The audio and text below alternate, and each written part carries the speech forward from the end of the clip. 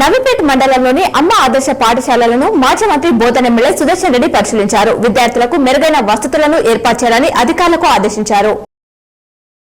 డిస్పల్లి మండల కేంద్రంలోని training centre లో షాక్ సర్క్యూట్ తో అగ్ని ప్రమాదం జరిగింది. పాత రికార్డ్స్, ఫైల్స్, ఫర్నిచర్ అగ్నికి కాలి బూడిదయ్యాయి.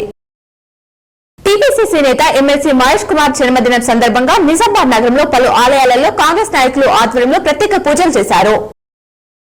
నిజామాబాద్ అర్బన్ ఎమ్మెల్యే ధన్పాల్ సూర్యనారాయణ జిల్లా కలెక్టర్ రాజుగాది హనుమంతును కలిసి పలు అంశాలపై చర్చించారు.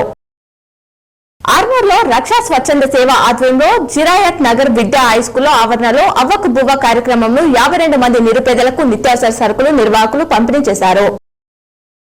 అమెరికా పర్యటనలో ఉన్న మాజీ మంత్రి బాల్కొండ ఎమ్మెల్యే వేముల ప్రశాంత్ రెడ్డి కాలిఫోర్నియా రాష్ట్రంలోని 100 ఎకరాల్లో నూతన టెక్నాలజీతో సాగు చేసిన బాదం తోటను పరిశీలించారు. TPCC working president MLC Mahesh Kumar Goud జన్మదినం సందర్భంగా ఆర్మూర్ కాంగ్రెస్ ఇన్ఛార్జ్ వినయ్ రెడ్డి కలిసి శుభాకాంక్షలు తెలిపారు. కామారెడ్డి జిల్లాలోని చుక్కాపూర్ శ్రీ లక్ష్మీ నరసింహస్వామి కళ్యాణ వేడుకలో ఎమ్మెల్యే వెంకట రమణారెడ్డి పాల్గొన్నారు.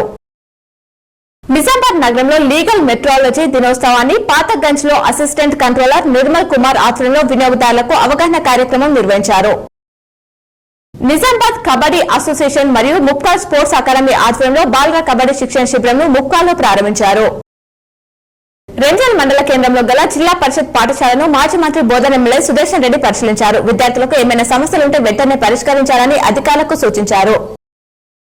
నగరంలోని ఇంటర్మీడియట్ సప్లిమెంటరీ పరీక్షలు ప్రారంభమయ్యాయి. 38 సెంటర్లను అధికారులు ఏర్పాటు చేశారు. నిజామాబాద్ నగరంలో పాలిటెక్నిక్ ప్రవేశ పరీక్ష కోసం పాలిసెట్ ప్రవేశ పరీక్షలను నిర్వహించారు.